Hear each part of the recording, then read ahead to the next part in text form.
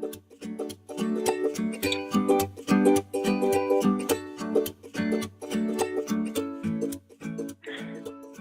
everyone, it's Bob Perkins bringing you another Inside Sales Studio episode of the Monday Morning Sales Minute. I'm here with John Healy. John, how are you doing today?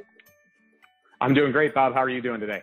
I'm doing good. You know, we just had Lauren Bailey with Factor 8 on the show last couple of weeks. Now we have the pleasure of having you. You're actually the VP of Sales with Factor 8, and I know you work with a lot of clients and you actually implement some sales training. So we're excited to have you on. You're going to talk to the viewers today a little bit about the power of inside sales and how scale of activity can bring some good results. So it's all yours, John. Perfect. Thanks, Bob. Appreciate the time. Yeah, you're exactly right. And one of the things I talk to a lot of clients about, whether we're talking to reps or to managers, is really helping make sure they understand the power of delivering via inside sales and why it's so effective. A lot of reps struggle with time management and being able to hit their metrics and drive enough business and where am I going to find this additional time?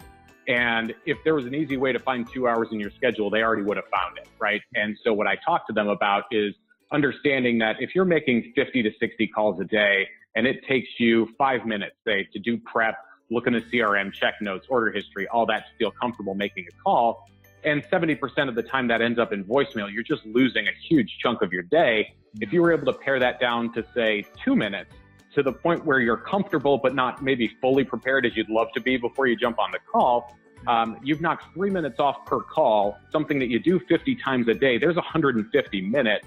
There's your 2.5 hours, right? And as you scale that 2.5 hours a day, 5 days a week, 4 weeks a month, 12 months out of the year, there's a ton of potential opportunity there.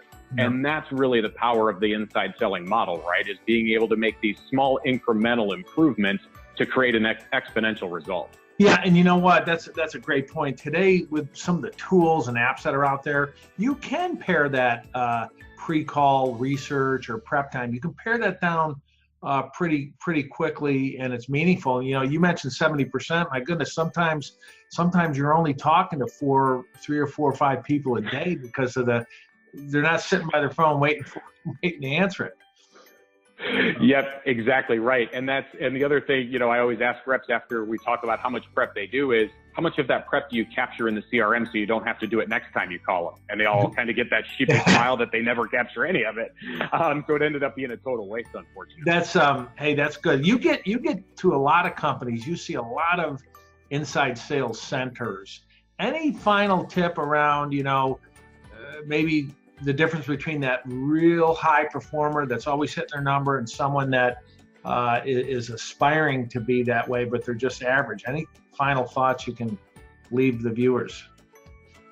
Yeah, absolutely. I would say really the biggest difference I see in those top performers versus average performers is they know when to fold and when to walk away from a bad opportunity, right? They're very good at disqualifying.